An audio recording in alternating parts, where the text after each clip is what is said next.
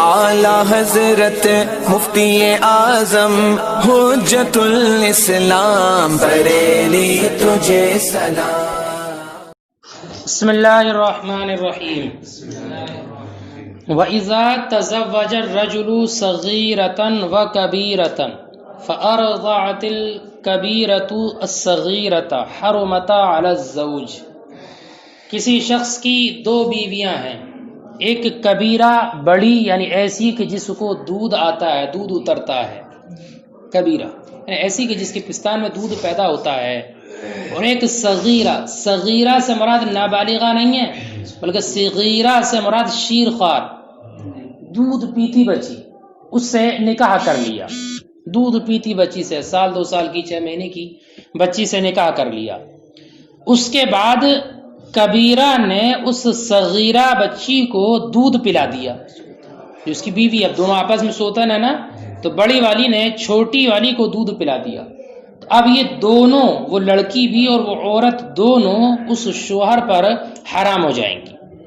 کیوں؟ اس لیے کہ اگر وہ ان کو نکاح میں جمع کرے گا تو اب یہ ماں اور بیٹی کو جمع کرنے والا ہوگا، کیونکہ دودھ پلانے کی بنیاد پر یہ کبیرہ اس صغیرہ کی ماں بن گئی اور وہ اس کی بیٹی بن گئی، اور ایک وقت میں نکاح میں ماں اور بیٹی کو رکھنا جائز نہیں، اس لیے یہ دونوں اس پر حرام ہو جائیں گی۔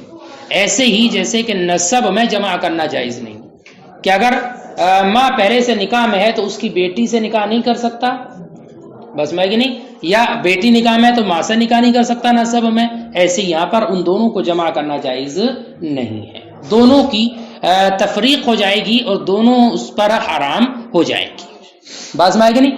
اب معاملہ ہے مہر کا، تو فرماتے ہیں اگر اس شوہر نے کبیرہ سے دخول نہیں کیا ہے اس کو بالکل بھی مہر نہیں ملے گا، جو کبیرہ عورت ہے اس سے دخول نہیں کیا تو اس کو بالکل بھی مہر نہیں ملے گا، چونکہ یہ جو تفریق واقع ہوئی ہے اسی عورت کی جانب سے واقع ہوئی ہے اور قبل دخول واقع ہوئی ہے۔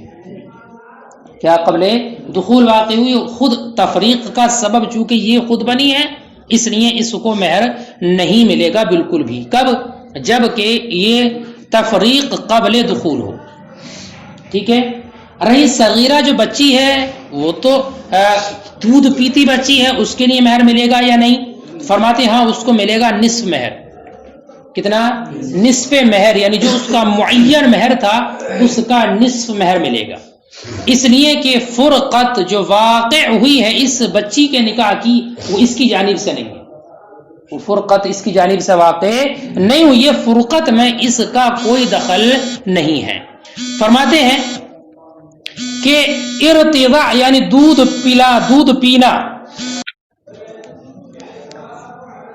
فرماتے ہیں کہ دودھ پینا اگرچہ اس بچی کا فعل ہے کہ دودھ تو اسی نے پلایا اس نے، لیکن پیا تو اسی نے ہی، لیکن دودھ پینا یہ اس کا فعل معتبر نہیں ہوگا شرعاً اس کے حق کو ساقط کرنے میں، اس کے حق کو ساقط کرنے کے لیے اس کا یہ فعل دودھ پینا یہ معتبر نہیں ہوگا، چونکہ یہ اس کی مکلف ہی نہیں ہے کسی فعل کو اس پر لازم کرنے کی یا کوئی حکم لگانے کی۔ جیسے کہ ایک مسئلہ ہے بیٹا، اگر کوئی مورث کوئی وارث اپنے مورث کو قتل کر دے، بیٹا اپنے باپ کو قتل کر دے، بیٹا باپ کو قتل کر دے، اور قتل کرنے کا مقصد یہ ہو کہ انہیں ہٹاؤ جلدی سے جائیداد پر قبضہ ہو، جب تک یہ ملے گی نہیں جائیداد، ہے نا، تو وراثت کے چکر میں اگر باپ کو قتل کر دیا نا تو باپ تو جائے گا ہی جائے گا، وراثت بھی جائے گی، اس کو وراثت بھی نہیں ملتی ہے، وہ وراثت سے محروم ہو جاتا ہے، وراثت کا حقدار نہیں رہتا کیونکہ اس نے مورث کو قتل کیا ہے۔ لیکن اگر چھوٹا بچہ ہے، کوئی چھوٹا بچہ، اور اس نے کسی طریقے سے اپنے مورث کو قتل کر دیا تو یہ وراثت سے محروم نہیں ہوگا، چونکہ یہ اس فعل کا مکلف ہی نہیں ہے کہ اس پر حکم شرع لگایا جائے۔ ایسی بچی ہے اگر اس نے دودھ پیا ہے تو اگرچہ اس کا اپنا فعل ہے لیکن اس فعل کا شریعت میں اعتبار نہیں کیا جائے گا کہ اس کے حق کو ساقط کیا جائے، اس لیے اس صغیرہ لڑکی کے لیے اس کے مہر کا نصف اس کو ملے گا۔ بات سمجھ آ گئی؟ سنو، فرماتے ہیں اب وہ نصف مہر شوہر اس صغیرہ کو دے گا، لیکن وہ مہر اپنے پاس سے دے گا یا وہ شوہر اس مہر کو بھی عورت سے لے گا؟ اس کی دو صورتیں، اگر عورت نے جان بوجھ کر ایسا کیا ہے، جان بوجھ کر اس نے ایسا کیا، جانتی تھی کہ یہ میرے شوہر کی بیوی ہے اور اس کے نکاح میں ہے، اور جانتی تھی کہ میرا دودھ پلانا اس کو حرام کر دے گا، اس پر مجھے بھی حرام کر دے گا، پھر بھی جان بوجھ کر اس نے ایسا کیا، تو اگر اس کا ارادہ فساد نکاح کا تھا تو اب اس نصف مہر کی ضامن بھی وہی عورت ہوگی، خود کو کچھ نہیں ملے گا، خود کا نکاح بھی جائے گا اور اس صغیرہ کا نصف مہر بھی وہی دے گی۔ بات سمجھ آئی؟ اور اگر اس کا ایسا کوئی ارادہ نہیں تھا، فساد کا ارادہ نہیں تھا، ہے نا، بلکہ بچی پریشان تھی بھوک کی بنیاد پر، ہے نا، بھوک سے رو رہی تھی، اس نے اس کی بھوک کو دور کرنے کے مقصد سے اسے دودھ پلا لیا، ہے نا، پلا لیا، تو اب اس مقصد کی بنیاد پر اس نے اگر ایسا کیا ہے تو اب اس مہر کی وہ ضامن نہیں بنے گی، وہ مہر کی ضامن نہیں بنے گی، اگرچہ وہ یہ جانتی ہو کہ یہ صغیرہ اس کے شوہر کی بیوی ہے، لیکن اس کا فساد کا ارادہ نہیں تھا، تو اب وہ اس مہر کی ضامن نہیں ہوگی۔ بات سمجھ میں آ گئی؟ ہاں، امام محمد کی ایک روایت یہ ہے کہ شوہر دونوں صورت میں اس نصف مہر کو عورت سے لے گا، چاہے تو عورت نے فساد کا ارادہ کیا ہو یا فساد کا ارادہ نہ کیا ہو، لیکن صحیح وہی ہے جو ظاہر روایہ میں مذہب ہے کہ اگر عورت کا فساد کا ارادہ تھا تو ضامن ہوگی اس مہر کی، ورنہ تو نہیں ہوگی۔ ٹھیک ہے؟ وَإِذَا تَزَوَّجَ الرَّجُلُ صَغِيرَةً وَكَبِيرَةً، اور جب مرد نے نکاح کیا صغیرہ سے اور کبیرہ سے، فَأَرْضَعَتِ الْكَبِيرَةُ الصَّغِيرَةَ، تو کبیرہ نے دودھ پلا دیا صغیرہ کو، حرمتا علی الزوج، تو وہ دونوں حرام ہو جائیں گی شوہر پر، لأنه يصير جامعا بین الام والبنت، اس لیے کہ یہ جمع کرنے والا ہو گیا ماں اور بیٹی کے درمیان رضاعت کے اعتبار سے، وذالک حرام، اور یہ جمع کرنا حرام ہے، جیسے کہ ان دونوں کے درمیان جمع کرنا حرام ہے نسب میں۔ ثم ان لم يدخل بالکبیرہ فلا مہر لها، پھر اگر اس نے کبیرہ سے دخول نہیں کیا ہے تو اس کے لیے کوئی مہر نہیں ہوگا، لأن الفرقۃ جاءت من قبلها، اس لیے کہ فرقت آئی ہے اسی کی جانب سے دخول سے پہلے، وللصغیرہ نصف المہر، اور صغیرہ کے لیے نصف مہر ہوگا، لأن الفرقۃ وقعت لا من جهتها، اس لیے کہ فرقت اس کی جانب سے واقع نہیں ہوئی، والارتضاع وان كان فعلا منها، اور دودھ پینا اگرچہ اسی کا فعل ہے، لیکن فعلها غیر معتبر فی اسقاط حقها، لیکن اس بچی کا فعل معتبر نہیں ہے اس کے حق کو ساقط کرنے میں، کما اذا قتلت مورثها، جیسے کہ اس نے اپنے مورث کو قتل کر دیا، وَيَرْجِعُ بِهِ الزَّوْجُ عَلَى الْكَبِيرَةِ، اور اس نصف مہر کا رجوع کرے گا شوہر کبیرہ پر، وَإِن كَانَتْ تَعَمَّدَتْ بِهِ الْفَسَادَ، اگر اس کا مقصد نکاح کو فاسد کرنا، وَإِن لَمْ تَتَعَمَّدْ، اور اگر اس کا نکاح کا فاسد کرنا مقصد نہیں تھا، فَلَا شَيْءَ عَلَيْهَا، تو اس کبیرہ پر کوئی چیز واجب نہیں ہوگی، وَإِنْ عَلِمَتْ بِأَنَّ الصَّغِيرَ امْرَأَتُهُ، اگرچہ وہ یہ جانتی ہو کہ صغیرہ اس کی بیوی ہے، ٹھیک ہے، وعن محمد، اور امام محمد سے روایت ہے، انہ یرجع فی الوجہین، کہ شوہر دونوں صورتوں میں رجوع کرے گا، چاہے تو فساد کا ارادہ ہو یا نہ۔ والصحیح ظاہر الروایہ، لیکن صحیح وہ مذہب ہے جو ظاہر الروایہ کا ہے کہ اگر فساد کا ارادہ تھا تو رجوع کرے گا، ورنہ نہیں۔ اس کی تفصیل یہ فرماتے ہیں اس کی وجہ یہ ہے کہ اس لیے کہ اس نے ایسی چیز کو مؤکد کر دیا، کس نے؟ کبیرہ نے، کبیرہ نے، یعنی کبیرہ پر نصف مہر کا رجوع کرے گا، کیوں؟ اس لیے کہ کبیرہ نے ایسی شے کو مؤکد کر دیا کہ جو ساقط ہونے کے قریب تھی، ہو سکتا تھا کہ وہ مہر ساقط ہو جاتا جو نصف مہر اب اس پر لازم ہو رہا ہے، تو اس کبیرہ کے دودھ پلانے کے سبب وہ مہر اب مؤکد ہو گیا، تو اس کبیرہ نے ایسی شے کو مؤکد کر دیا کہ جو ساقط ہونے کے قریب تھا، کیا وہ نصف مہر، کیا نصف مہر ساقط ہونے کے قریب کیسے تھا؟ کہ ہو سکتا تھا، ممکن تھا کہ یہ لڑکی بڑی ہو جاتی، بالغ ہو جاتی، اور بالغ ہو کر شوہر کے بیٹے سے اپنی خواہش پوری کر لیتی، شہوت کے ساتھ اس کو چھو لیتی، بوسہ دے دیتی، یہ اس کے ساتھ وطی کر لیتی، اس فعل کی بنیاد پر وہ شوہر پر ویسی حرام ہو جاتی۔ اگر وہ ایسا کرتی اس کی بنیاد پر اس کا مہر کلی طور پر ساقط ہو جاتا، اس کا مہر ساقط ہو جاتا، لیکن اب کبیرہ کے دودھ پلانے کی بنیاد پر یہ نصف مہر مؤکد ہو گیا، نصف مہر مؤکد ہو گیا، مؤکد، بات میں آئے کہ نہیں؟ اب یہ مؤکد کرنا اتلاف کے مثل ہے، اس کے مثل ہے اتلاف کے، گویا کہ اس کبیرہ نے اس نصف مہر کو تلف کر دیا ہے، کیا کر دیا؟ تلف کر دیا۔ اب شوہر کو وہ دینا پڑ رہا ہے، گویا کہ یہ اس کو تلف کر رہی ہے، کیوں؟ اس لیے کہ اس مہر کی مسببہ یہی ہے، اس مہر کی مسببہ یہی ہے، تو اب یہ تلف کر دیا، اور جب تلف کر دیا تو اب یہ ضامن ہوگی، ضامن ہوگی، بس میں آئے گا نہیں؟ جب ضامن ہے تو، لیکن ضامن اسی وقت بنے گی جب کہ اس کا ارادہ اس کو تلف کرنے کا اور فساد کا ارادہ ہو۔ ارے بات میں آئے گا نہیں؟ تو اب یہ اس کا اطلاف ہونے کے مثل ہے، کیونکہ سبب یہی بن رہی ہے، یہی عورت، اس کا دودھ پلانا ہی اس کے لیے سبب ہے، بات میں آئے گا نہیں؟ البتہ ہاں، دودھ پلانا یہ افساد نکاح کے لیے وضع نہیں کیا گیا ہے، کیا سبب تو یہ بن گئی، لیکن دودھ پلانا یہ فساد نکاح کے لیے موضوع نہیں ہے، یہ تو ایک اتفاق ہے کہ اس نے دودھ پلایا تو نکاح بھی فاسد ہو گیا، اس نے دودھ پلایا تو نکاح بھی فاسد ہو گیا، تو دودھ پلانا کسی بچے کو یہ فساد نکاح کے لیے موضوع نہیں ہے، یہ ایک اتفاقی شے ہے، فی الحال ایسا ہوا کہ اس نے دودھ پلایا تو نکاح بھی فاسد ہو گیا، بس میں کہ نہیں؟ اور یا اس لیے کہ فساد نکاح یہ سبب نہیں ہے الزام مہر کے لیے، کیا فساد نکاح، نکاح فاسد ہو تو مہر لازم ہو، تو فساد نکاح یہ الزام مہر کا سبب نہیں ہے، بلکہ فساد نکاح تو سقوط مہر کا سبب ہے، نکاح فاسد ہو اور سبب وہی عورت ہو تو نکاح کی بنیاد پر فاسد ہونے کی وجہ سے مہر ہی ساقط ہو جاتا ہے، لیکن یہاں پر ایسا نہیں ہوا کہ اب نصف مہر کو اس نے مؤکد کر دیا ہے، اور نصف مہر بھی مؤکد ہوا بطریق مطاع، کیسے مطاع واجب ہوا؟ کہ وطی سے پہلے ہے نا وہ، تو نصف مہر جو واجب ہو رہا ہے بطریق مطاع، کہ قبل وطی جو نصف مہر واجب ہوتا ہے وہ بطریق مطاع ہوتا ہے، بس میں کہ نہیں؟ تو اب یہ جو اس کا فعل ہے نا عورت کا، یہ سبب بن رہی ہے، اگر سبب بنے تو سبب بننے کی بنیاد پر اس میں شرط ہی لگائی جاتی ہے کہ اس میں تعدی ہو، کیا ہو؟ تعدی، سبب ہونے کے ساتھ ساتھ وہ متعدی ہو، تو اگر سبب میں تعدی پالی جائے تو ضامن وہی مسبب ہوتا ہے، ضامن وہی مسبب ہوتا ہے، نہیں سمجھے تعدی کا مطلب؟ جیسے کہ کسی انسان نے کسی راستے میں کنواں کھود دیا، کنواں کھود دیا، یا کسی غیر کی جگہ میں کنواں کھود دیا، اب کوئی انسان آیا اور اس میں گر گیا، اب دیکھو کنواں کھود دیا، اس کا سبب تو یہی کھودنے والا ہے، اب وہ غیر اس میں مل کر مر گیا، یہ حکم متعدی ہوا، تو تعدی یہ حکم اس میں تعدی پائی گئی نا، تو اس تعدی کا سبب وہی ہے، اب وہی اس کا ضامن بنے گا، وہی اس کا ضامن بنے گا، تو سبب میں شرط یہ لگائی جاتی ہے کہ اس میں تعدی ہو، جب تعدی ہے تو تعدی کی بنیاد پر اس کا ضامن بنے گا۔ اب یہاں دودھ پلانے میں تعدی کیا ہے؟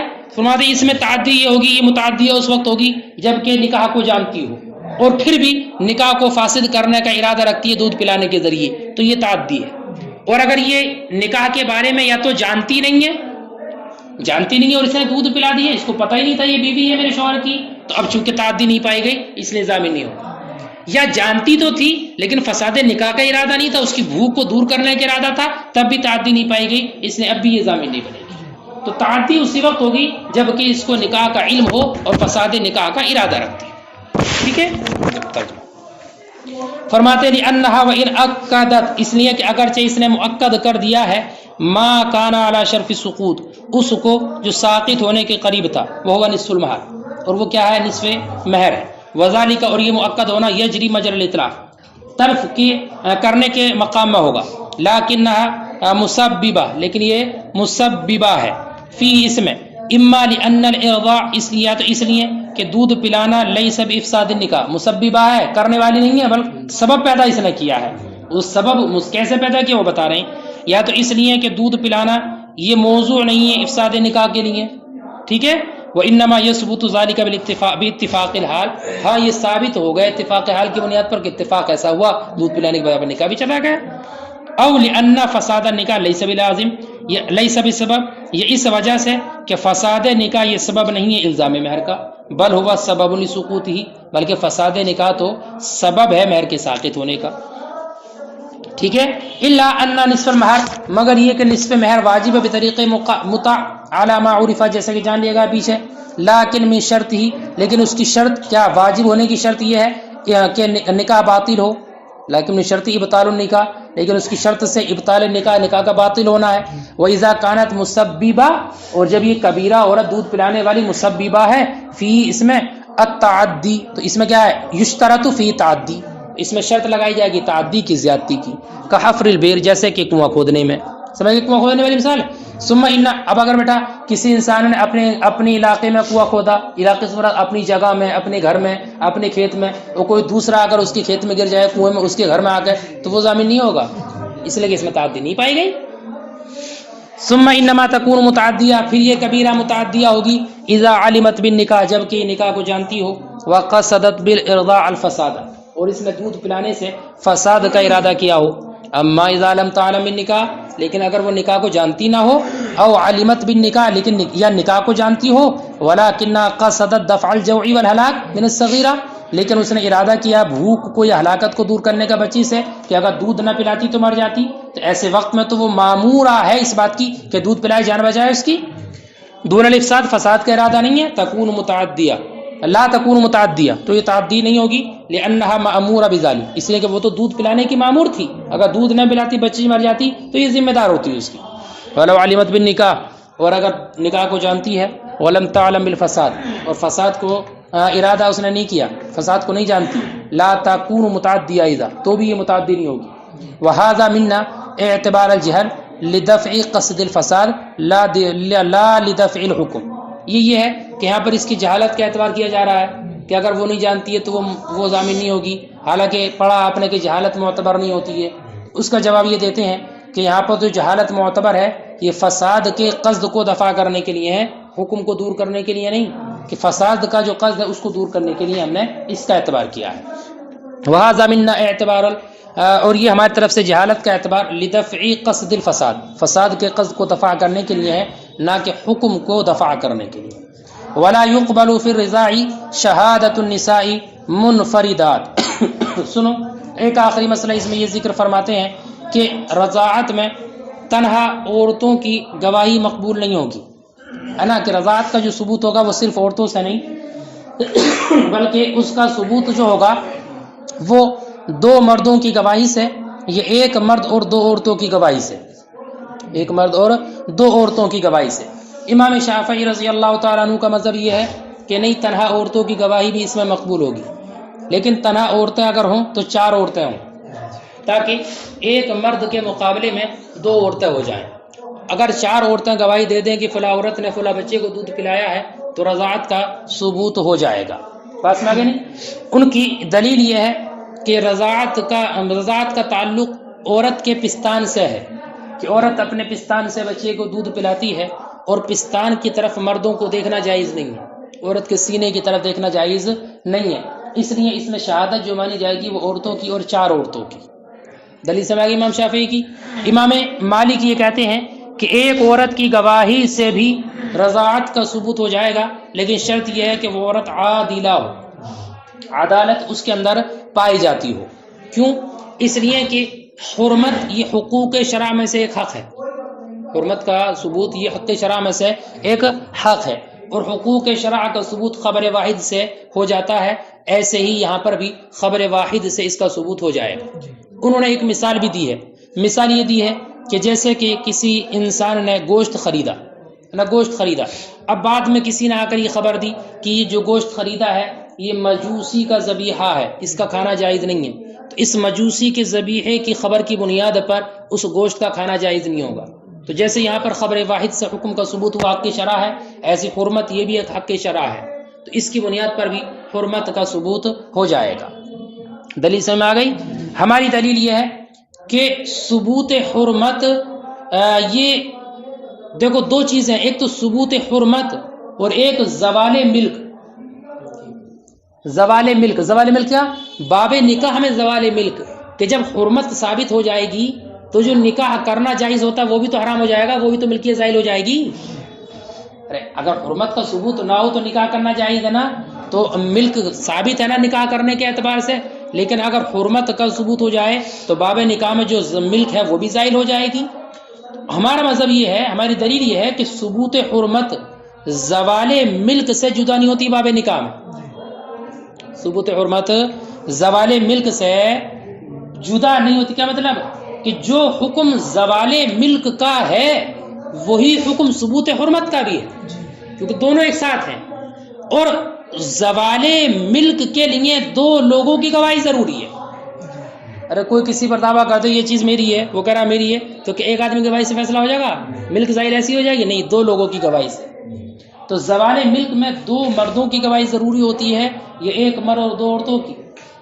ایسے یہاں پہ بھی اس کا بھی وہی حکم ہوگا، یا تو دو مردوں کی گواہی چاہیے یا ایک مرد اور دو عورتوں کی گواہی چاہیے، کیونکہ ان میں دونوں میں کوئی فرق اور فصل نہیں ہے. دلیل سمجھ گئے؟